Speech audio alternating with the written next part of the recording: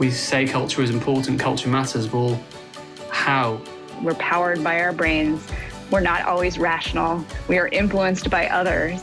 I think I'd start with looking at what's called the better than average effect. So one of the things we look for picking flight directors is what we call command presence, right? You kind of just look at people like, you better get it together. We got stuff to do, right? Good practice would be for a leader to say, well, this is a mistake I made recently, and this is what I did about it. I can't emphasize enough the disempowerment of the lonely decision maker. So the opposite of what we think of as an ethical decision frame, we can think of as a game frame. It doesn't make you unethical to wrestle with this. The smart money is we help you to try to figure this out. This is Banknotes, Banking Culture Reform. The views expressed in this podcast do not represent those of the New York Fed or the Federal Reserve System. Hi, and welcome to the Banking Culture Reform podcast, part of the New York Fed's initiative to drive awareness and change in financial services culture. This series, Norms, Mindsets, and Decision-Making, explores questions like, why do ethical people do unethical things? How can organizations encourage staff to speak up and executives to listen up? And what role does context play in shaping people's behavior? My name is Toni DiCario, and I'm a member of the New York Fed's culture team. This episode's conversation is with Mark Roe. Mark is the head of risk culture at the Australian Prudential Regulation Authority, otherwise known as APRA.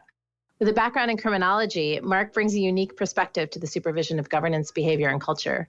Today, Mark will share his perspective on why risk culture matters to supervisors and how organizations can impact decision-making among staff.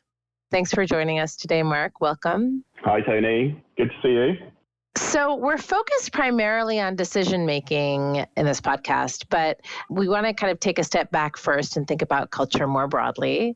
So I wanted to start off by asking you why you're interested in culture and why should others care about this topic?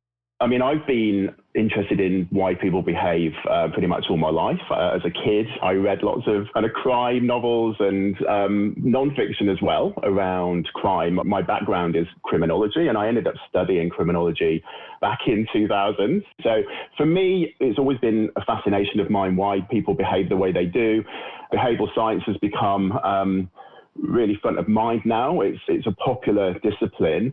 Why should we care?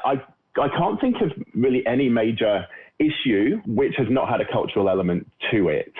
So that's why I care. It's also really important to go deeper, to think about the kind of what we call risk mindsets, the attitudes toward risk, why people behave in that way. What is it about the culture and the environment that's making people behave in a certain way? And by doing that, we can go much deeper and try and fix that cultural issue, which should give us a better outcome. You mentioned a fascination with why people deviate from kind of the norm, from normal behavior. And so I want to ask you why that is. Why do people make unethical decisions? What's driving that? It's a really big question. I think most people get out of bed in the morning and want to do the right thing. Where things can go wrong is a number of factors, actually. There's probably not one reason why people will deviate from that. And that's why we as APRA have established the risk culture 10 dimensions. We think there's a whole range of dimensions that we should look at when we're assessing culture, or as we do risk culture. How are we incentivizing staff? We've had a Royal Commission in Australia which has shown bankers, for example, charging fees for no service, charging fees of dead people, mis-selling products. There's examples of that across the globe. The Wells Fargo 8 is great. Unfortunately, it wasn't great for the customers involved or for the staff ultimately who lost their jobs. And the reason for that, that's an incentive piece. So we will look at how incentives are aligned to risk management, for example. Tone from the top, leadership, all of those things are important as well. If you're not driving the right culture at the top, I think as well, we shouldn't forget about context. That's a really important part of culture. Coming into work, working with a particular team, that's where you get your cues from, your manager, your immediate team. If the tone from the top is not aligning with the voice at the middle or the echo from the bottom, that's an issue in itself as well. What do you think about kind of the relative weighting of individual motivations versus context and culture in driving decisions? I do think context is really important. So, for example, a very well-used example is people driving on the motorway. You know what the speed limit is because the signs are up regularly, and yet you look around you, you see people going much faster than that speed limit, and you go at that speed or even faster. Why shouldn't I? So even though you might feel like you have those personal values that you are always going to obey the law, obey the regulations, that may not actually be the case. So I think it's a difficult one to answer. I think we all like to think we will follow the rules. Where individual decision making is also interesting is the cognitive biases. We tend to try and think quickly. Daniel Kahneman has spoken about that as well and written about that, thinking fast and slow, and making those speedy decisions using heuristics or shortcuts to make decisions as well. So there's challenges on both sides, whether you're making a decision based on the kind of aligning to the culture or making your own individual decision ultimately. I think it's difficult to call what actual percentage that looks like. Do you have thoughts on kind of what organizations can do to create the conditions to allow people to kind of think slowly and maybe not necessarily rely on those heuristics all the time, in cases where an organization wouldn't want them to?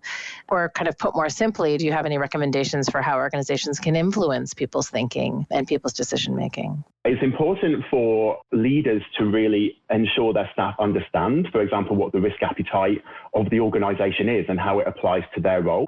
So I do think it's about staff being aware of what the purpose and values of the organization are. What is the risk appetite? What does it mean for them? But even more importantly, how they fit in within the end-to-end processes that organization is undertaking on a day-to-day basis. You might just be involved in a small part of that process. If you don't really understand why you're following a process or a control, then you can quite easily try and go around it or not really take it as seriously as you should do. And I think it's about communicating that in an interesting way.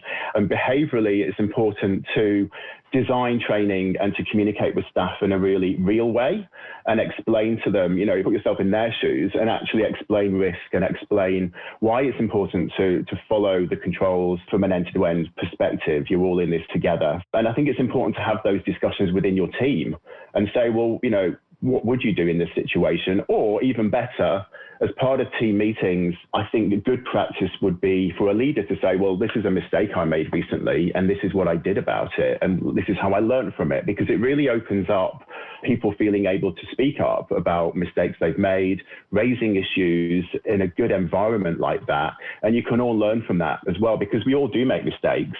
So many communications you can receive and kind of ignore as like corporate speak, or as just, like this next kind of compliance training that you need to get through in order to get to the real work.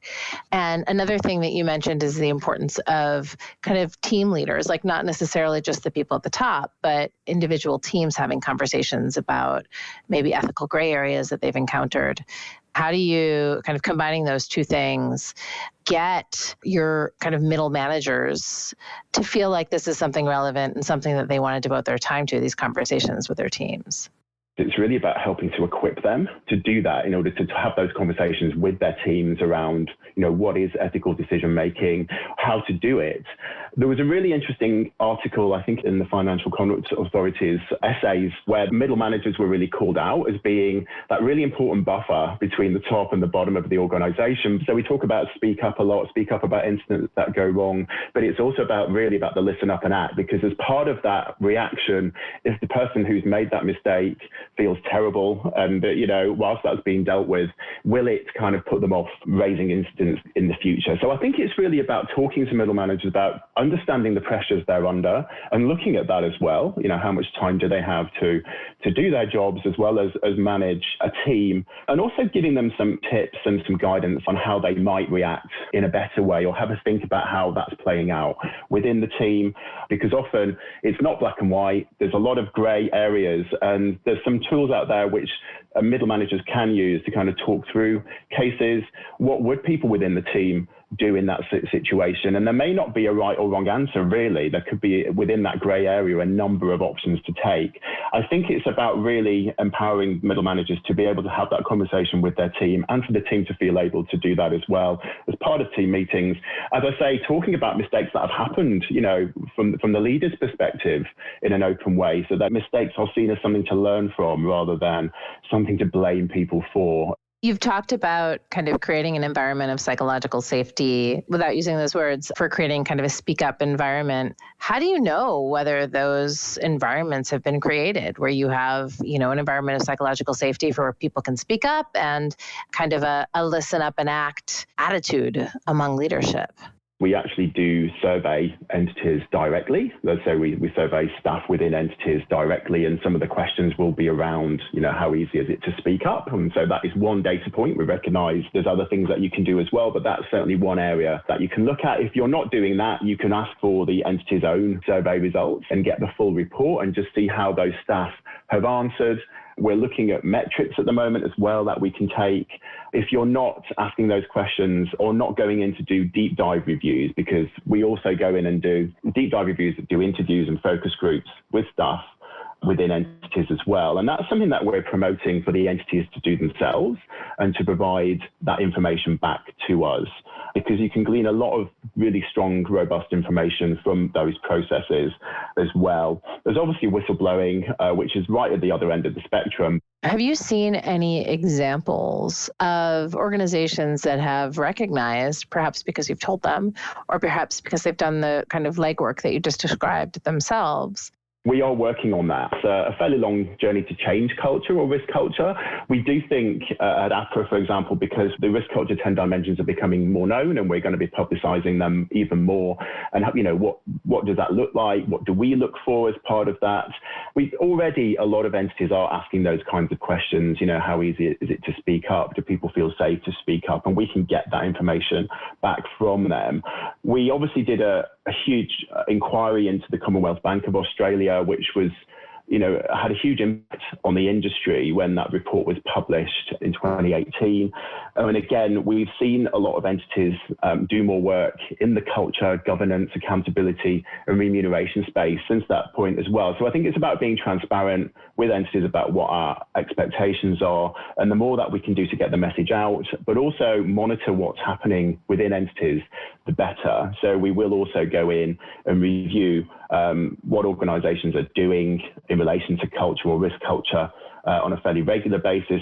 We've trained our supervisors in the risk culture 10 dimensions framework. So it gives them something tangible. It gives them a consistent framework to really tie into that what they're seeing when they liaise with those entities. Because sometimes culture can feel quite ephemeral. It can feel quite intangible to people.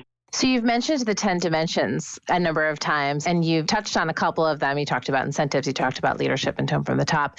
Maybe you could just share with us, what are the 10 dimensions of risk culture according to APRA? I'll give you some of the key ones around the behavioral side. One of the 10 dimensions is communication and escalation. So that's what we've just been talking about around psychological safety. How easy is it for staff to really feel able to speak up, and how is that escalation taken on board when that happens? So again, the listen up and act piece as well.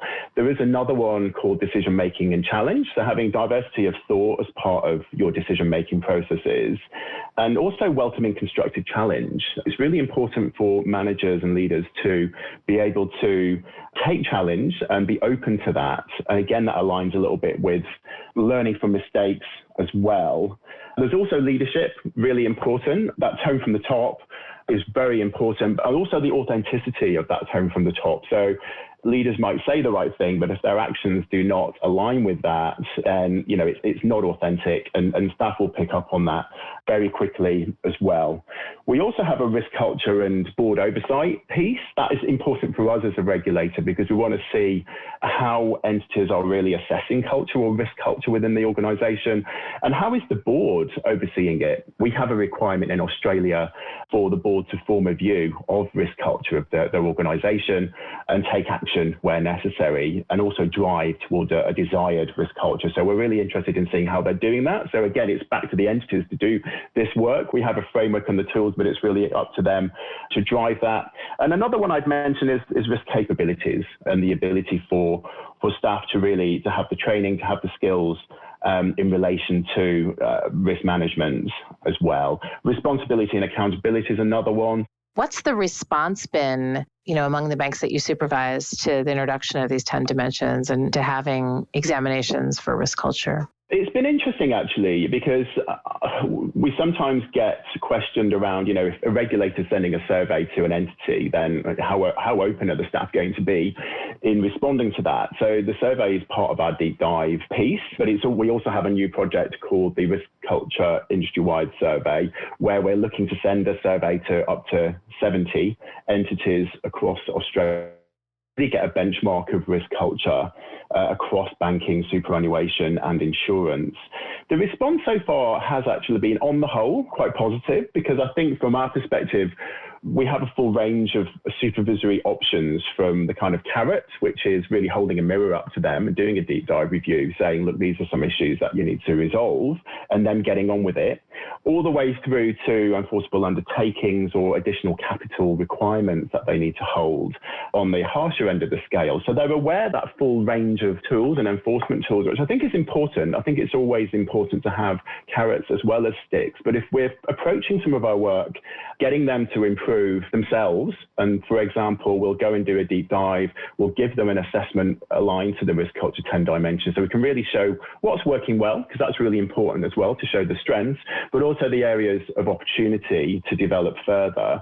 That gives them something to take away and to really action going forward.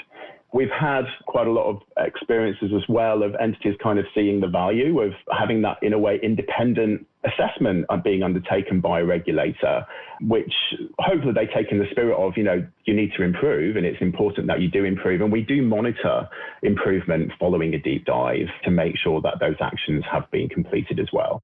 I wonder if you think that there is anything about the financial services industry that might influence people's decision-making behaviors in a particular way? It's a really interesting question. I think it's difficult to answer that question. What I would say is there's definitely been plenty of examples where things have gone wrong. And in Australia, we had the Royal Commission in 2018, which found a number of issues of fees for no service, dead customers being charged fees, mis-selling of products. So there's definitely more work to be done. Customers have lost, in some cases, their life savings. They've been mis-sold products, their homes. It's very important, following that Royal Commission, that we do, look at culture, governance, remuneration, accountability, and look to improve that. Having said that, I do think financial services are probably more under the spotlight than many other sectors, arguably. There have been incidents, as we know, across a number of other industries. Volkswagen with their emissions issues, Boeing with their recent issue, Rio Tinto in Australia, which is a mining company, also had some issues recently, kind of blowing up a particular part of land, Aboriginal land.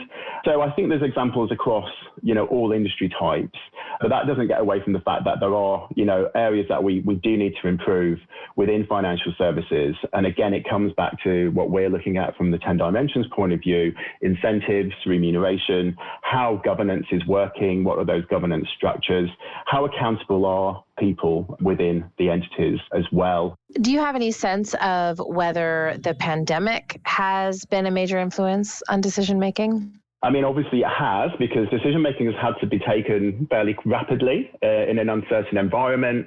Often people would want more information at hand before making decisions. They've had to do that fairly rapidly. Again, coming back to the cultural cues that people get from working within a team, how have they changed? How do you communicate with your manager? How are you supervised now when you're working from home? How do you feel aligned to the team or even to the organizational purpose and values and to that risk appetite? So all of these things will impact decision making. And it's certainly things that we need to look at as regulators as well, to make sure we're on top of that and to assess over time the longer term impacts. So looking forward, what recommendations would you have for organizations that are looking to improve their decision-making among staff? I think it's about having the conversation, first of all, and actually identifying that, because at an individual level, you'll be used to using heuristics or cognitive biases, and it's important to be aware of that at an individual level. In the workplace, when you're having those kind of group discussions, I think, again, it's important about having that overlay with ethical decision-making framework. So we've probably all heard the mantra now, can we, should we? Often in the past, we may have taken more of a legalistic approach and thought, well, there's nothing specifically written in this standard or the regulation to say we can't do it, so let's just do it. Whereas more recently, it's around the should we. Would we actually feel comfortable being on the front page of a newspaper having made this decision? So it's about having a frame of reference which aligns with the corporate values and purpose of the organization, but your own personal values should also, I think, have some alignment there. You should feel comfortable with the decisions that you're making as part of that organization. And I think there's kind of those frameworks that you can use and talk to teams about in order to help drive that ethical decision making. You can also look at examples. They could be theoretical case studies where you talk through a case study, which may not have involved you, but you can kind of talk it through and say, well, what would you have done in this circumstance? That can be tricky because we always think we're going to act in a more positive way than we probably actually will do. So it's important then to also drive, things that have actually happened in the team. And it comes back to that idea of where mistakes may have happened within the team, discussing them in a supportive environment, which also aligns to psychological safety and really learning from those mistakes, because we all make mistakes, driven by leaders about the mistakes they've made and framing that. Some of the powerful things I've seen is leaders doing that in a town hall or having it as part of an agenda, up at the front and saying, well, the mistake I made in the last week was this, and this is how I identified it, this is how I escalated it, and this is how we ultimately managed it, or, what might the root cause of this have been. So with that openness, you're able to really get to the bottom, hopefully, of, what's driven this issue. Was it a human error point of view? Was it because of a manual process? And hopefully that will also drive improvements across the organization. So I do think there's frameworks there. It doesn't have to be a difficult framework. It's more about aligning it to the purpose and values of the organization, the can we, should we, and also aligning it to your personal values and talking through the options, because often with some of these decisions, they can be grey. They could be in the grey area. They may not be black and white. And this is why it can be complicated and why it's important to discuss them more regularly as a team. Yeah, that's great. And modeling curiosity and a willingness to acknowledge weakness and mistakes. And yeah, the other thing that you mentioned that we've talked with a number of people about is the kind of bringing your own moral compass to a question, your personal moral compass to a question, and how powerful that can be and how it doesn't always happen. It's a really important thing to think about your own personal values and whether, the organization that you're working for espouses that. I think that is important as far as you can. We all need to make money and pay the mortgage or the rent, but you need to try and find an organization where, those are in alignment, and where you're feeling uncomfortable. This is where it will be helpful to be able to speak up if you're feeling uncomfortable. It is difficult with context. You go into a team which is very different in terms of the culture. It may be a subculture of the organizational culture that the leaders are trying to promulgate within your little team, and that can be tricky, because coming back to the motorway analogy, where you're kind of going a faster speed than the speed limit because everybody else is doing it, this is where it gets tricky. But as much as possible, where something doesn't quite feel right and is out of alignment with your personal values, that is the big red flag to kind of put your hand up in some way and try and call that out, and not just get used to that way of working. So you've mentioned a couple of books. You mentioned Daniel Kahneman. Are there other resources that you'd recommend for anyone who's interested in learning more about the topics we talked about today? I'm currently reading a book by Max Tegmark called Life 3.0. It's about artificial intelligence, and it's actually fascinating just reading the first chapter of that, which talks about where artificial intelligence could go. And the reason I mention that is we do need to be really aware from a cultural perspective of developments in the longer term. Who's coding these robots? Who's coding the algorithms in the first place? So we always need to keep on the ball about how we can assess culture or risk culture, and looking at literature like artificial intelligence literature and the ethics around that is also really important, because in a few years' time, that could be an area of focus for regulators as well. And there's the famous example of the, robot that became that was let loose on social media and became outrageously racist within a day or something. And I wonder how much can AI be used as a tool by management to understand culture within an organization, right? If indeed the AI takes on the characteristics and the norms of that organization, then it would be an interesting case study.